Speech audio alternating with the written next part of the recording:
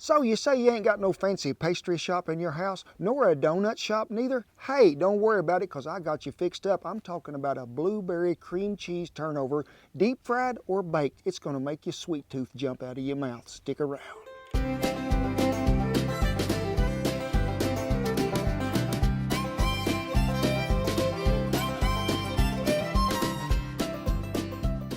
Hey, thank y'all for dropping by camp on a beautiful day the Lord has blessed us with. My name is Kent Rollins, and what do we do here? Whole lot of cowboy cooking. So many of you have been asking from an old video long ago. I don't never see no recipe, Kent, for them blueberry sourdough cream cheese turnovers.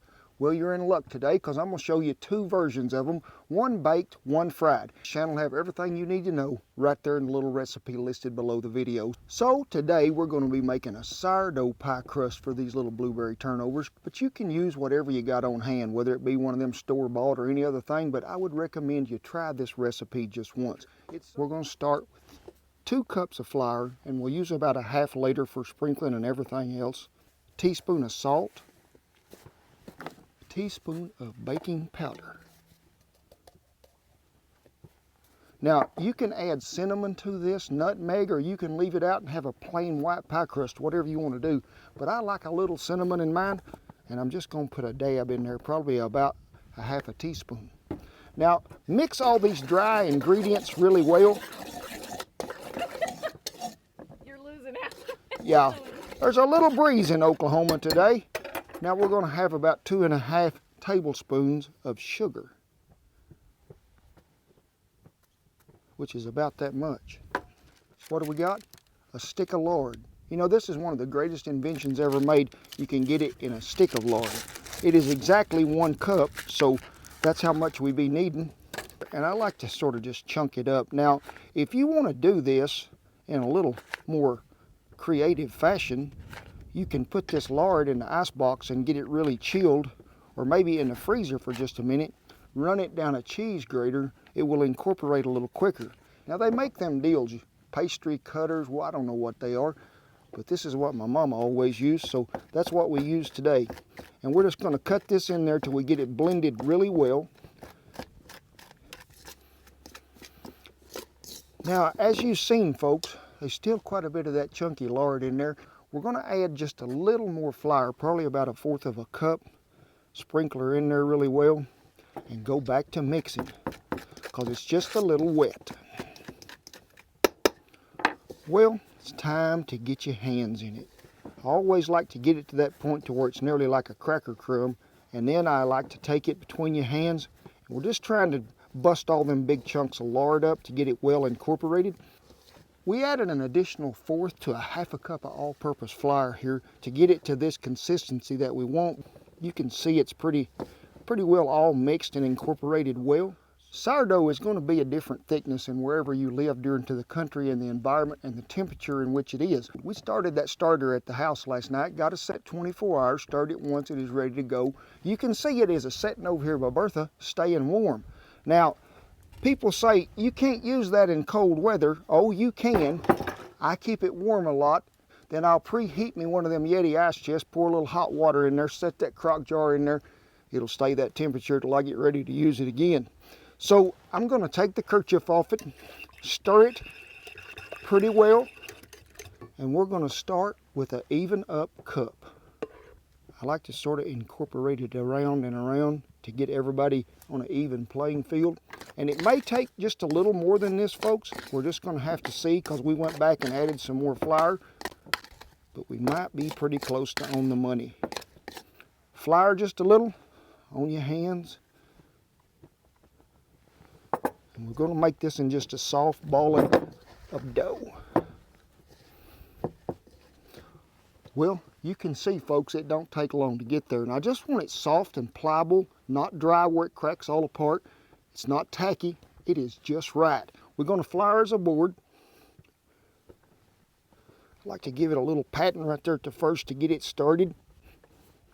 You know, folks, I like to get this rolled out, and you can tell I have smoothed some concrete in my day. But about 1/8 to 1/4 of an inch. I really don't go as thin as them folks that make them Pillsbury's and put them in them pie boxes that you buy. For that, I put together the little filling to go with it. Now that was what? a block of cream cheese that had been softened. Go ahead and put it in there. Dump the blueberries in there. Blend it, mix it really well till you got a good smooth consistency.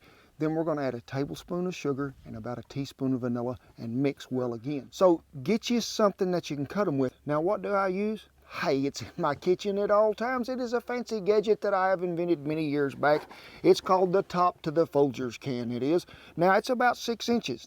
So Disco lid works too. yes, it would work, Shan. Very nice. Thank you. Very nice. So we're going to mark them all and then we'll cut them out here, and we will cut these out to the best of our capability to stay round. Because this time, pie are round, it ain't square. Now we got this left over here and we sure ain't gonna throw it away, so we're gonna gather it back up. Try not to work it too much because I just want to get it back to a ball stage, because the more you work it, just like a biscuit dough, the tougher it's gonna become. Every pastry chef will want one of these after this video, Shan. Makes a great Christmas gift. Yes, it does. Get you a good dolloping size of that right there and lay right dead center. You don't want to get overzealous here and think that you can put a whole bunch in there. It'll squish out the sides everywhere. First we got to take this here egg wash because I want things to stick really well. So let's give her a little brushing all the way around. Roll her back over here. And now comes the deal. What is your crimping method? Well, when Grandma and them, I'd seen them make them pies, and Mama, she'd make them little fried pies with them homemade apricots. Whoo, lordy, lordy, they was good. And they would just take a thumb and mash. But I have crimped a lot of them with a fork where you can just come right in here, seals them up really good, and looky there, folks. So let's set him right over here out of the way while we feel the rest of them. Well, folks, we got her done there, and thank you, Shan, for coming along and doing the artistic talent there. Yours look like little clams you dug out from the pond down there. We're going to go ahead and bake these. We got a 12-inch Dutch oven today. It has been greased and ready to go. Mine look pretty. Yes, they do look pretty, Sugar. You're very artistic, you are. And as you can see, folks, we have a guest coming in for lunch.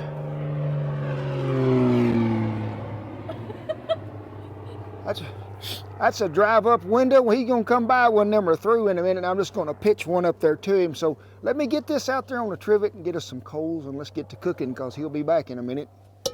And today we're using a tall trivet. It's about 5 inches high. We do sell them off the website if you be looking for one. Now, I got me some good hardwood coals out of old Bertha. That shovel's got holes in it, remember? Shake that ash out. Put them coals tight around that trivet in a circle, and then let's load the top up good and heavy. This is an easy dish to bake because you can take that fork when we get to going through there and pull that bottom up to see that browning effect. We ain't gonna have to rotate much, maybe even out some hot spots here and there, but it is a glorious day to cook in southwest Oklahoma because there is no wind. Well, there's a little wind. You can see the flag. Not just much. No, that's not. That's not much for us. No. Well, folks, we've been on about maybe 5 to 8 minutes here. Things is happening about right. There's a little cracking starting here and a little browning. So I'm guaranteeing you nearly 164% that the bottom of them is looking about right. If Shan will get in there, that's pretty hot. So we can light brown. We can come off that bottom because it's going to continue to cook. So now what we're going to do, give it a little basting with that leftover egg wash so that'll brown up and get good and crispy there. We will. Give it just a little coating there. Things will brown up so nice and pretty. Whew, y'all be thinking I'm a pastry chef. Well, we put the lid back on there, folks. Now all we got to do is cook it till that top browns. Whew, and it won't be long with that egg wash on there. And then we're going to let it cool. Then we're going to cut it. Well, we got them others done. We're going to let them cool right there on old Bertha. We have got us a Dutch oven with enough oil to fry. Using some peanut oil today left over from Thanksgiving. Running about 360 degrees. We're going to have a pretty fast fry, we are. You're going to have to turn them over, probably. Be careful that you don't puncture one of the little fellers. But you can see, we ain't been in there no time and we're already getting that good crust. Drain that grease off of them, folks. We're going to set them over here and let them cool just a minute. But you can see how that crust sort of puffed up there. Things is good. Let me get them other two in there and we'll go back to frying.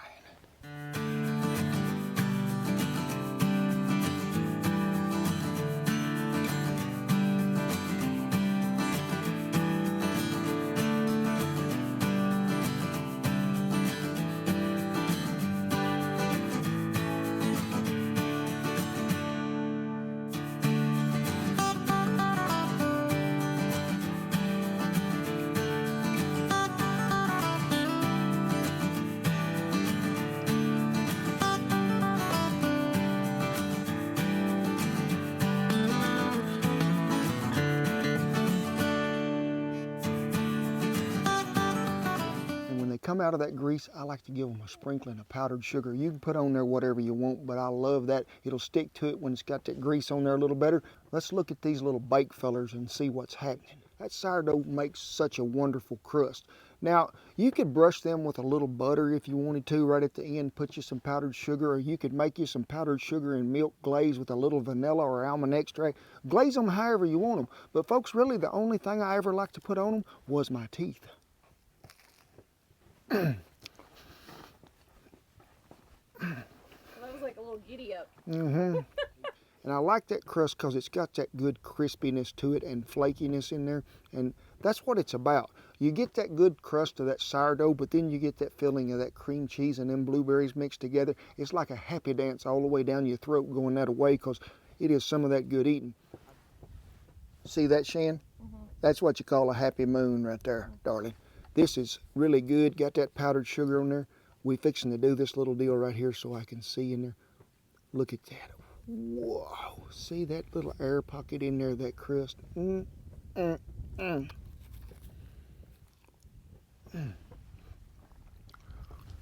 on, folks. That is worth a jump back and a jump back up here and get some more. Now, me, I'm probably liking the fried version better because you get that sort of soft center in that crust that cooks just right to perfection. And it's just got a different taste when something is fried, and whew, it is so good. Hey, this is good eating, whether it's fried or it's baked. I hope this got to you people that was wanting to always know, how come there ain't no recipe for them blueberry cream cheese turnovers in that old chicken fried steak video that you did so many years ago? I'd like to thank all our service men and women and veterans to keeping that old flag flying high above that wagon in this good country that we live in. We appreciated each and every one. We hope you learned something today and you had a good time. What I'm going to tell you, be sure and hit that subscribe button. Now, I'm going to back up here just a minute, Shan, because a lot of people telling me they're having trouble not getting their notifications anymore. Ring that bell up there, folks. Click it till you see it move. That way you'll always get them notifications and you won't miss out on a video every Wednesday. So, God bless you each and every one. Thank you for stopping by camp, and I'll see you down the jump back, jump up Blueberry Trail. It's on your face. Always like to wear my work. It's pretty good. It's running down your chin. Where's the beagle? Makeup. Where's the beagle when you need him? Makeup. Well, there you go. Maybe just something else than well, folks. Just this once. Just this once. Shan said just this once. It's not well, folks. Howdy, Skippy. Is that better, Shan? Yeah.